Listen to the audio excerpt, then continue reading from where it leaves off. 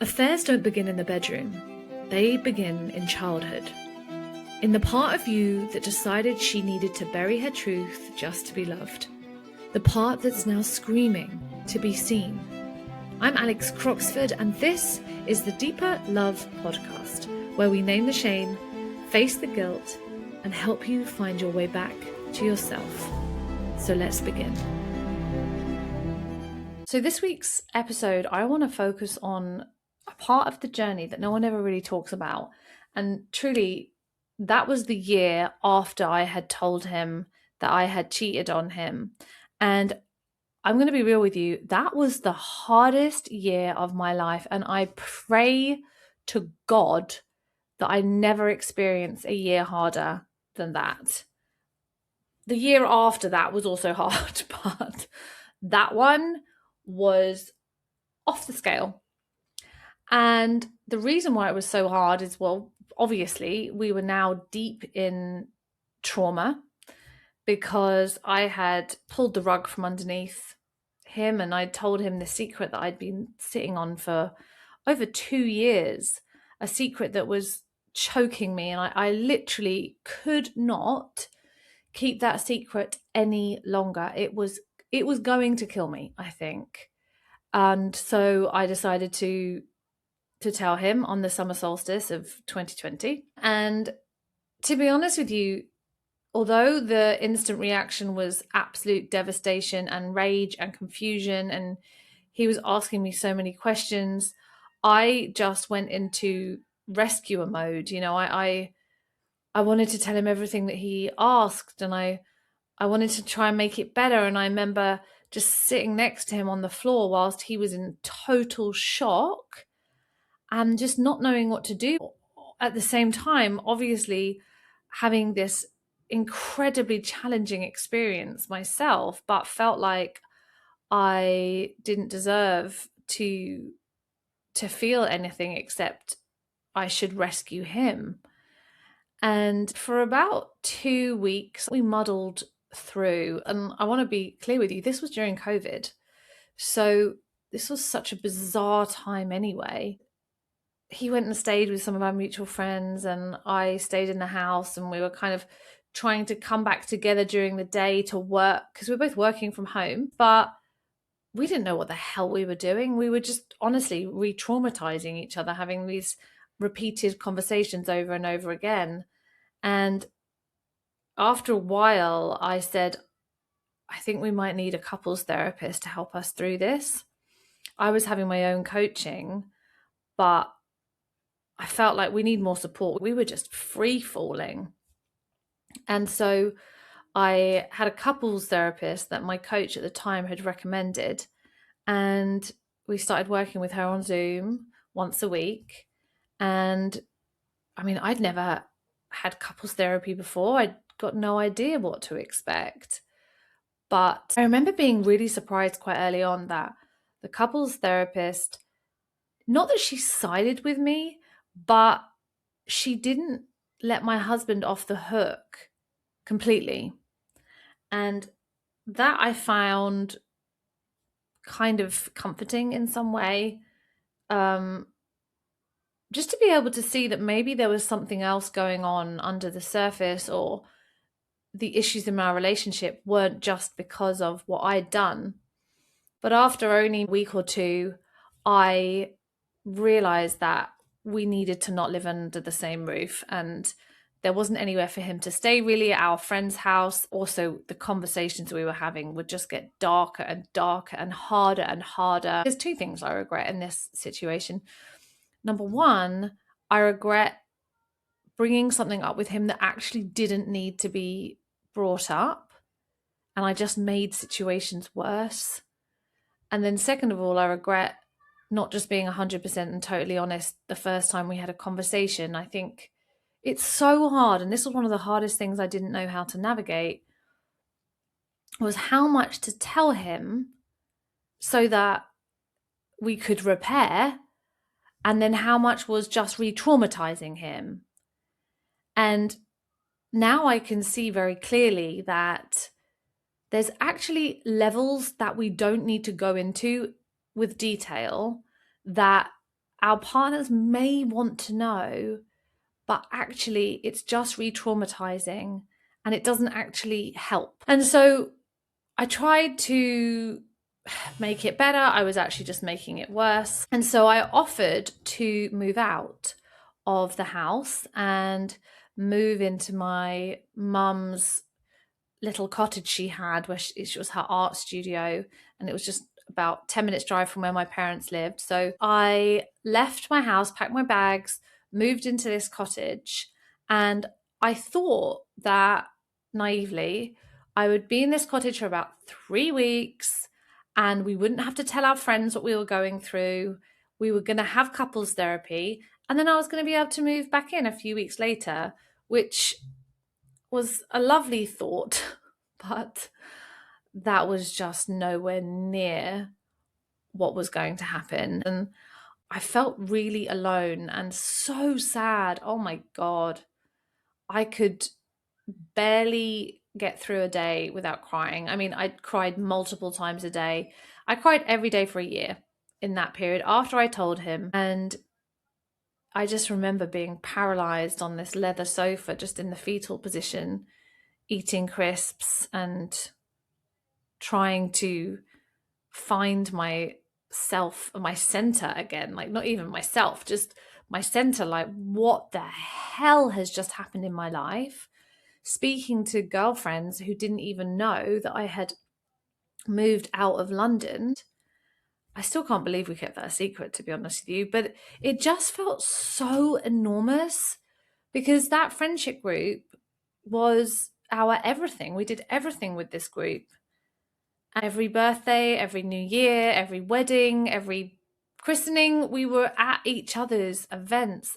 And it felt like telling them that my ex-husband and I had separated felt like we were about to set off a grenade in our friendship group, even though we'd already sent one off in our own marriage. And it just felt too much to deal with. We were just trying to deal with our own stuff and our own pain, and bringing anyone in at that moment, even though I could have really done with the support, it just felt too much because I didn't even know what to say. Like, what the hell were we going to tell them? What the hell were we going to say? Because we had decided that we weren't going to tell some of our closest friends the reason that we'd separated. And so it felt like I was going to have to make something up. I didn't know how I was going to handle the questions, and I just couldn't handle any of that. And so I tried to just do what I always did, which is just put a brave face on and carry on. And I remember that little cottage was just, I was so grateful for it. I'd take myself for walks along the river and nearby, and I would see the butterflies as I sat outside of it, and I kept watching those butterflies thinking, this is a sign. And after a few weeks of us still having couples therapy on Zoom and trying our best, I just realized we are so far away of me moving back in. He was too traumatized. I was too traumatized. And I just realized we needed more space. And so I moved back to London, but into a flat that was about 10 minutes away from where we lived. And it was a really gorgeous little flat. Again, it just felt like a sanctuary at that time when everything felt so uncertain. And, we were trying so hard to make this work. We were having the most difficult conversations we've ever had. And we'd try to date, but the dating would inevitably end up with someone feeling really triggered. And then we would have a massive argument and a massive upset, and the whole thing would be ruined. And we would find ourselves just in floods of tears for, 2 hours at a time, just going round and round and round. How could I do this? How did this happen? And I realize now that those conversations, again, were just re-traumatizing us. They weren't doing anything. And I even remember the couples therapist saying to me and him, you have to stop doing this. One of you has to stop these conversations before you get down a hole, because otherwise it's like you are playing the worst part of a horror movie over and over and over again. And that is doing nothing except harming you. And so she gave me and him this way of trying to alleviate these conversations, which was to have a word that we would use to say if one or both of us was feeling really overwhelmed by an emotion. And so we came up with the word pelican, because it was a word that we didn't use in the day-to-day life. And the idea was that if one of us or both of us was feeling overwhelmed, that we would say, I need to call pelican. And then we could go and have a breather and we would take space, which is actually a really healthy way to be in relationship, because we think that what we should do is get stuck in these conversations of going round and round and round and processing and answering all these questions, but it doesn't help.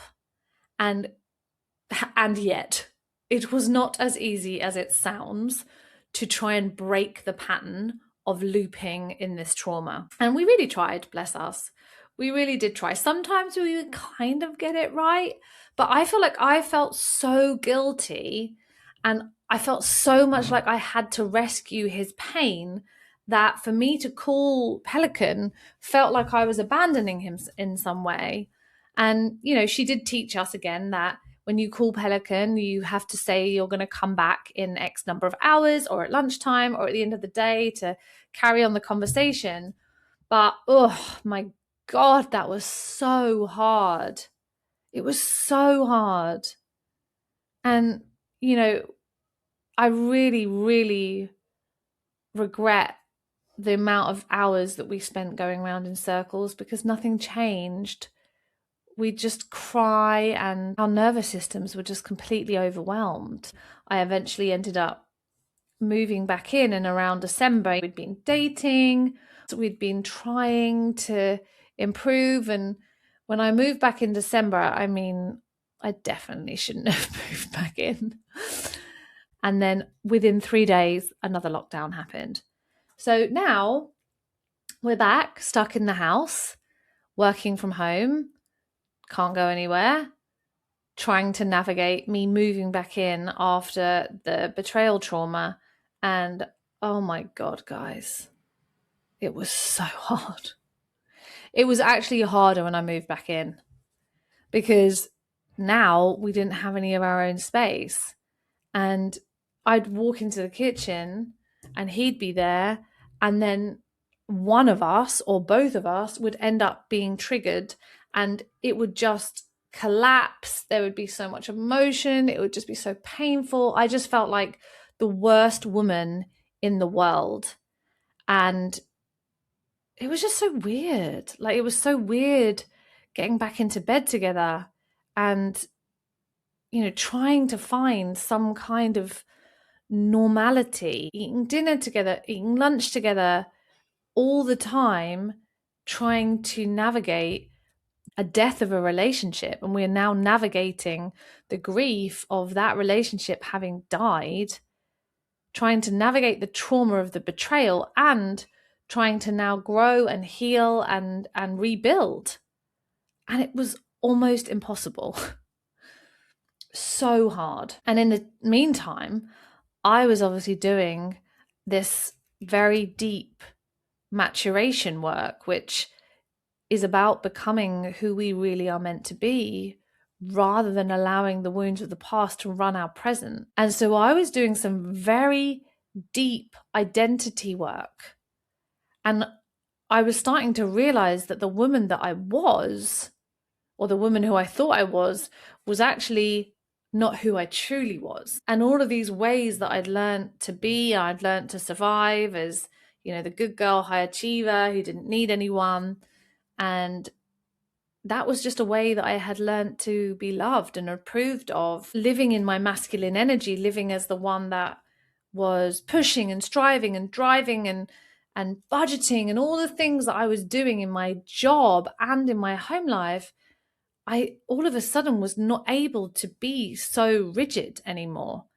And this led to us both ultimately being like two puddles on the floor, and neither of us could hold the other one. And I was really trying to understand myself. I was trying to figure out who I was becoming, all the time having a spiritual awakening, packing things around what I believed. And so I was growing so fast and seeing things so differently that it was almost like we just couldn't find each other in the middle of it anymore. It was just impossible. And on top of that, amongst all of this, I also started to lose my friends. And that was just so dark. Oh my God. The friendships, the marriage, being isolated in COVID, everything collapsed at once. Life did not fuck about. It was just like the universe was taking out everything from my life that was not meant for me and was not going to fit the woman that I was becoming. And this was just all happening. The friendship started to dissolve a couple of months before I moved back into the house, and there was so much tension because we shared friends. And I won't go into that too much detail, but just want to express the true isolation of what was happening. Things were burning down around me, and I honestly was trying to figure out who I was. Who am I? Where do I go? Who do I lean on? How do I recover from this? And quite quickly after I moved back in, we were going to have to spend Christmas on our own together. Although Christmas Day itself was actually not so bad. We were both quite grateful we didn't have to do a tour of the country like we normally did. It was still really awkward. We played Trivial Pursuit and had a glass of red wine, but you can see in my face in the photos that I'm lost. I am so lost. And also, I just found out that he didn't love me anymore. And when I'd moved in, I was kind of very hopeful that maybe we were going to pull this back and we were going to find our way through and it was all going to be okay again. And at the time, it felt devastating, absolutely devastating. We'd have emergency calls with our couples therapist because it just felt like we didn't know how to get through it. We lived in a 3-story house and my office was right in the top and his was on the second floor. And I just remember it being so awkward. Like, are we going to bump into each other in the kitchen? Should we have lunch together? I wanted him to come up and see me so much. I just wanted him to come and be like happy to see me, but he just wasn't. And the devastation I had caused in him and our life was just heartbreaking. My heart actually felt like it was broken. The ache in my chest was like somebody had ripped my heart out. And I didn't know what to do with it. And so I actually, at that point, that's when I got a therapist. I'd been doing this really deep work and I had a lot of energy healers and breathwork facilitators, but it was in the January of 2021 I realized I think I need a therapist as well. And I just need to create an army of healers around me, an army of support. But as we carried on, a couple of months later, it got to about mid-Feb, and I just realized I couldn't sleep in this bedroom anymore with him. It was too awkward. Oh my God. The bedroom, the nighttime, I didn't want to get changed in front of him. I just felt like this is just no. And so I remember talking to my coach and saying, I think I need to move rooms. I think I need to have my own space. And so she helped me. And this was probably one of the biggest needs I have ever asked for. The first time I properly said, I need something. And she helped me write it and she helped me ask it. And my need was space. I need to be in the spare room. I can't keep doing this as it is. And I was so scared, literally petrified. I still remember sat on our sofa and opening this conversation thinking, what if he's really upset? What if he doesn't like it? What if I'm making things worse? What if he's going to say no? And I was petrified, but I just knew that I can't keep doing this. And so I got so brave and I did something that I've never done. Or, well, at that point, I'd never done, and that was ask for a need to be met. But you know what happened? It was actually so powerful. He agreed. He was like, yeah, I think that makes sense. And thank you for suggesting it. And oh my God, the weight off my shoulders just felt so huge. Just to know that I had that little sanctuary, that little space that I could escape to.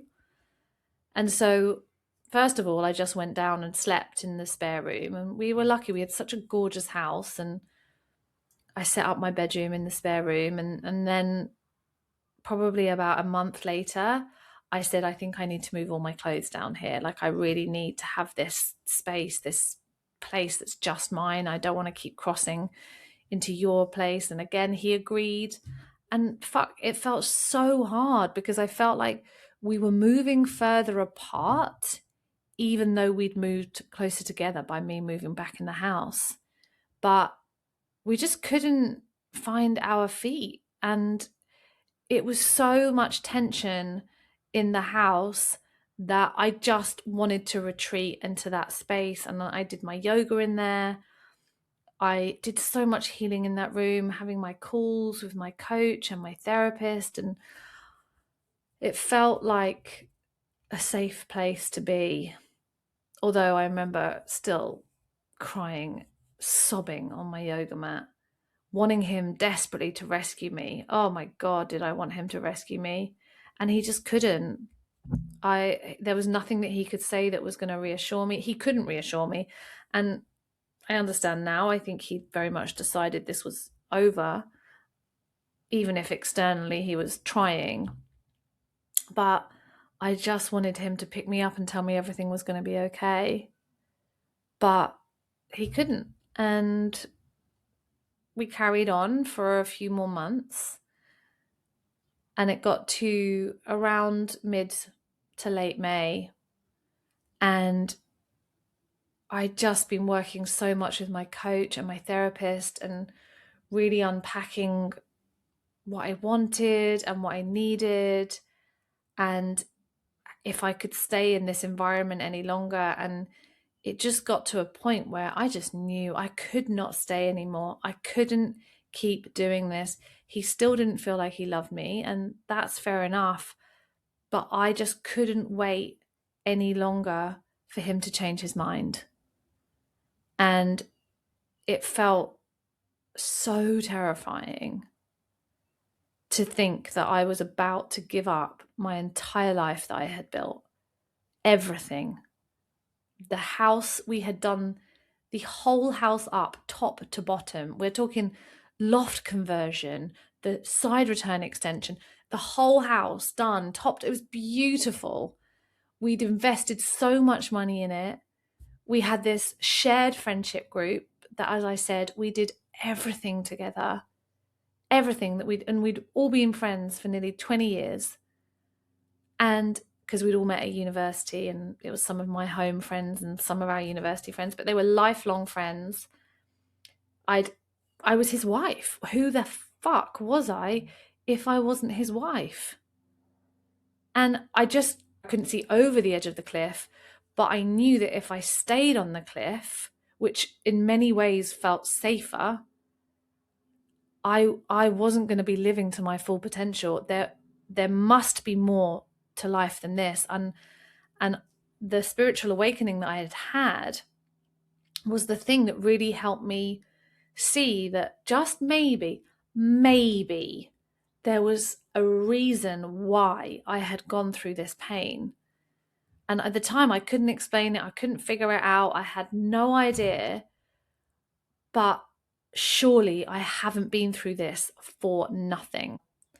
I remember sitting in a coaching session with my coach, and I was expressing to her how scared I was of what was going to be on the other side of not being in this marriage, like being single again at the age of 38. Couldn't get pregnant with him. Am I ever going to have a baby? And she said to me, Alex, you are in what looks like a marriage, but that is not a truly deeply connected relationship. And I remember that feeling such a painful thing to hear, but I also knew, and I knew I had to make a radical choice. And I realized I can't keep doing this. And so we had another couples therapy session, and I remember saying in this couples therapy session that this has to be the end now, and the end, not maybe getting back together. This is the end to get divorced, because I just couldn't do it anymore. It felt so hard and so heavy, and like I was just waiting for someone to fall in love with me again. And that is a horrible feeling.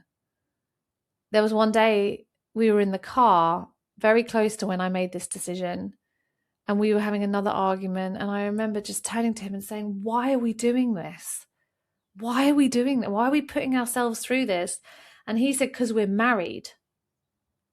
And it was like a lightning bolt hit me in that moment. And I just said, so? Like, this is way too hard. We do not have children. And even if we did have children, my God, it was just too hard. And I can do hard things. I will often stay in things that are way too hard for way too long. But that, I couldn't do that anymore. And that was when I announced in that couples therapy session, I can't do this. We have to break up.